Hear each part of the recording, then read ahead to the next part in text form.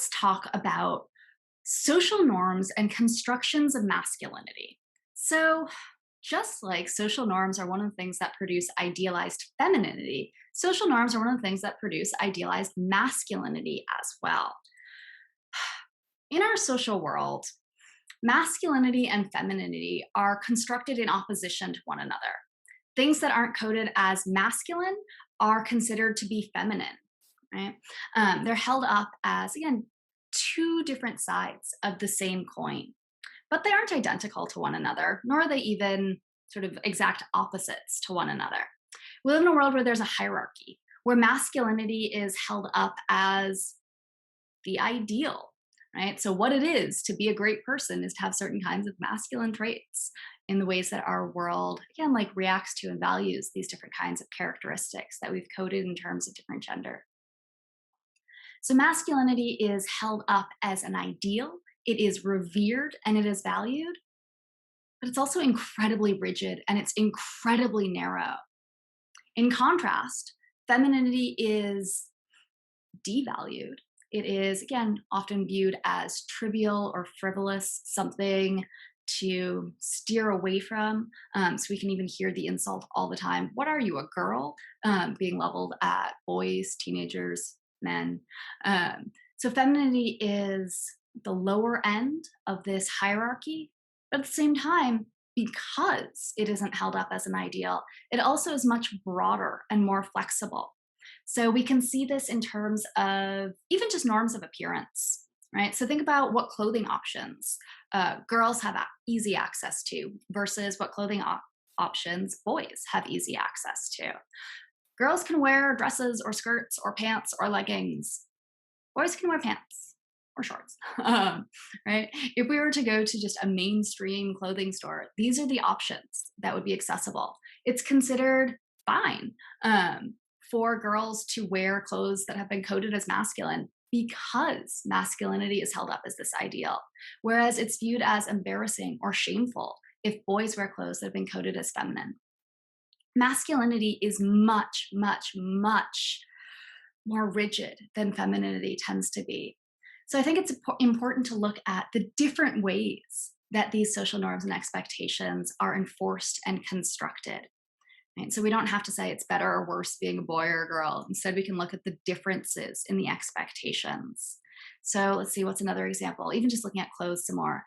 In terms of dressing for a job interview, there are very, very clear expectations on men who are going for like a fancy corporate job interview or something. Wear a suit and tie. Done. Yeah, and there's like one thing that one can do, but if you do it, great, you look professional. Well done. Moving on. Whereas women tend to be judged for whatever clothing they wear, right? Either it's too masculine or it's too feminine, it's too sexy or it's too frumpy, it's too whatever. There are 12,000 different things that a woman could wear to a job interview, all of which would be subject to criticism, right? So there are more options, but they all are going to be criticized. Whereas men have a greater ability to sort of achieve the ideal. There's only one way to do it. And the consequences for not conforming to those expectations tend to be pretty severe. Crucially, when men and boys are seen as failing to meet the expectations of idealized masculinity, expectations which are not possible to fully achieve. Let's make sure we flag that. Men and boys tend to be labeled as girls, tend to be labeled as feminine, as if that's an insult. Right? So we often talk about the ways in which social norms produce femininity, but social norms produce masculinity as well. We also often focus on the ways in which social norms, teach women and girls to shape and modify and control their bodies and their movements. But the same sorts of expectations also play a significant role in the constructions of masculinity. So, the ways that disciplinary power works to construct masculinity also requires docile bodies. Once again, a docile body has nothing to do with masculinity or femininity. It just means a body that we are conforming to these kinds of social expectations. So let's think about all of the pressure on men and boys to be athletic. That is something that is held up as a component of idealized masculinity, to the degree that we see Disney songs that tell children, little kids, that if you can't ford a river, then you're not actually a man, right? The lyrics say over and over and over, be a man, right? Not be a good soldier, not be athletic, that instead you have to do these things in order to even count as a man. And if you aren't able to do these things, once again, you get coded as a girl, as if that's a bad thing. The opening line to that Disney song is, "Did they send me daughters when I asked for sons?" And the reason for that line is that the character just saw a bunch of other characters who are all identified as, mostly all identified as men, not being athletic. And so he calls them girls. So there's all of this pressure on men and boys to be athletic, to be strong, both physically, but also this really, really rigid, narrow conception of some kind of like emotional strength, which is often constructed as being stoic, not showing emotions or vulnerability. This is not easy for men or boys to do. It's also not healthy. It's not good to be told that you aren't allowed to express your emotions and even that you don't even get to really feel them.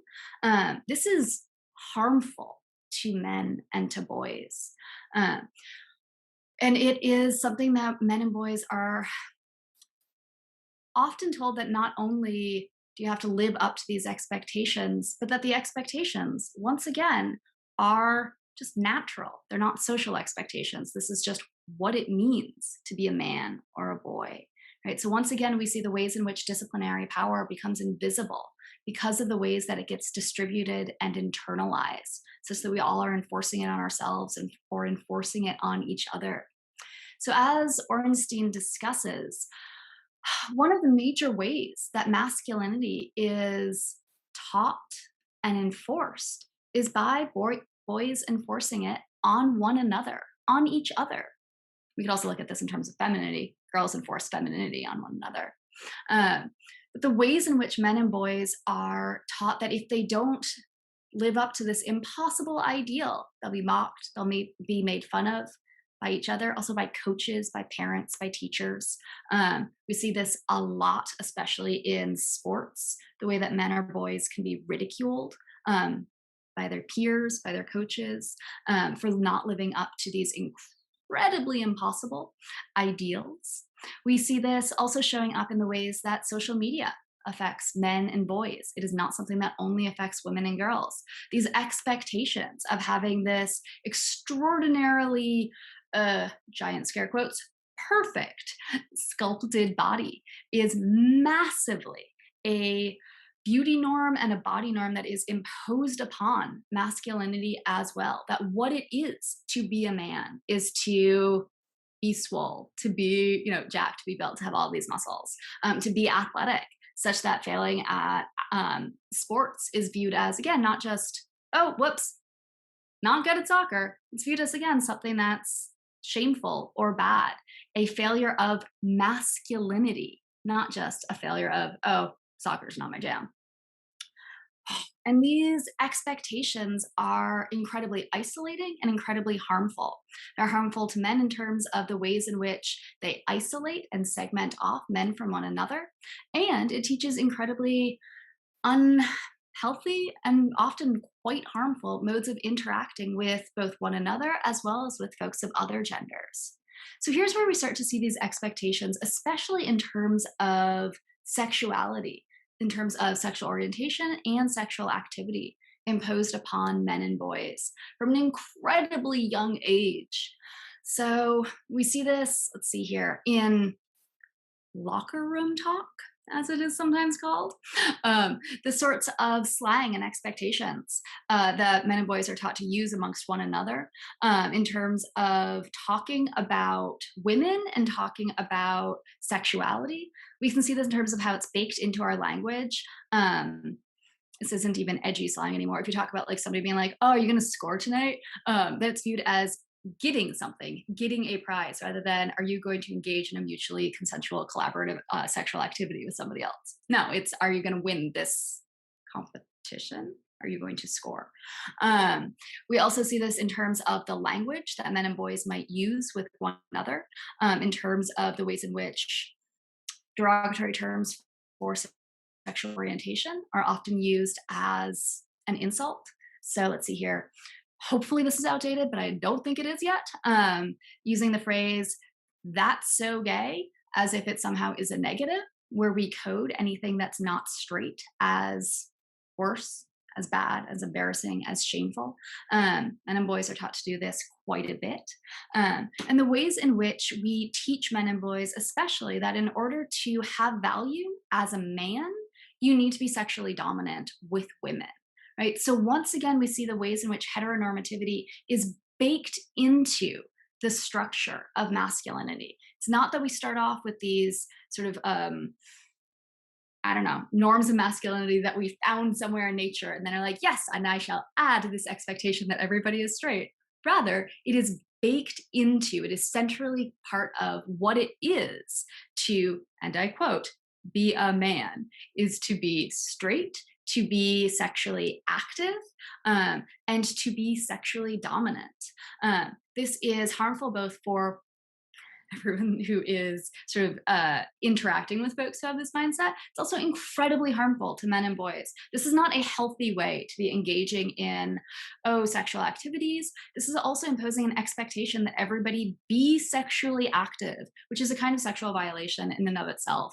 This requirement to engage in sexual interactions, even if one doesn't wish to, right? So these structures are, again, not great. And we see them all over the place. Men and boys are taught to conform their bodies to these expectations, these things that we see in terms of structures of muscles, in terms of what it is to be coded as attractive, right? Again, those norms change over time. But we also see this in terms of the ways that men and boys are taught to hold their bodies, to move through space. So, everyone, for a moment, think about, if I tell you to sit like a girl, how will you sit? If I tell you to sit like a boy, how will you sit? These norms of how to hold one's body are massively gendered and, again, pervasive. You could go into any university classroom, and I have done this every single semester for many years, and look around the room and be able to see this, again, drastic variation in how people are holding their bodies in that classroom along gender lines. And just to be very clear, when we are talking about manspreading, sometimes people will say, I need to sit with my legs open in order to be physically comfortable. That can be a reason to hold one's legs open somewhat. It is not a reason to hold one's legs all the way open. Nobody has testicles that are that big. That is not one of the possibilities, right? Instead, it has to do with the ways in which men and boys are taught to take up space, whereas women and girls are taught to sit like a pretzel, to be small, to both literally and metaphorically not take up that much space. Right? So we see the ways in which these gendered norms and expectations are established from this incredibly young age, going back to even things like gender reveal parties and the ways in which we talk about infants and babies. They're established from this incredibly young age. They're imposed over and over and over again in all kinds of subtle and pervasive ways. People are exposed to them over and over and over again, and start to internalize them and conform their own bodies, their own selves, their own bodily movements, and how one moves through the world. We start to conform in accordance with those norms and expectations, such that by holding one's body in a particular way, it's a way to signal, I inhabit the social status of masculinity. Right? It's a way to signal that you're in this particular kind of subject position, such that part of what it is to be a man is to hold your body like this.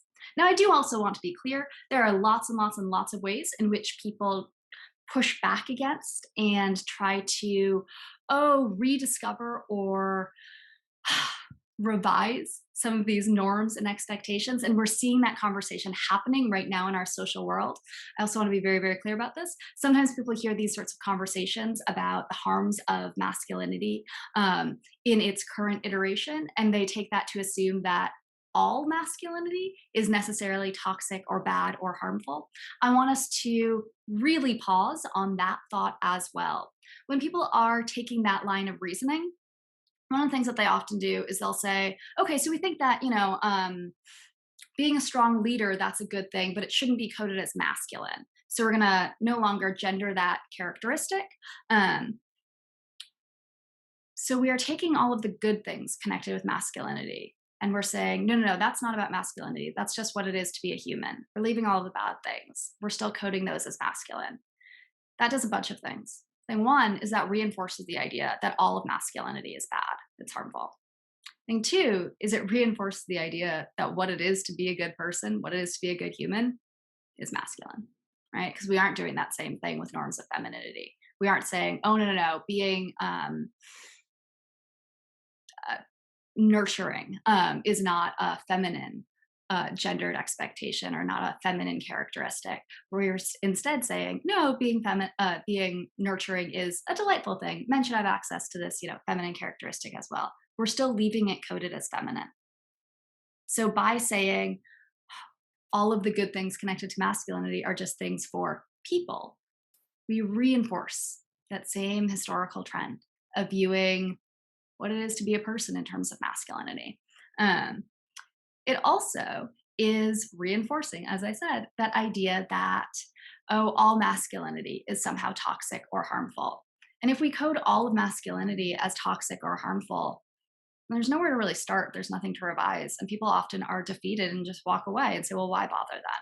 Instead, we need to look at the ways in which these norms have been, again, coded as masculine or feminine, and recognize that anyone, regardless of their gender, can have these characteristics. They can stay coded as masculine or feminine so long as we recognize and allow and encourage and support everyone to have access to these characteristics, everyone to develop, both nurturing characteristics and leadership characteristics, right? All of this can be wonderful.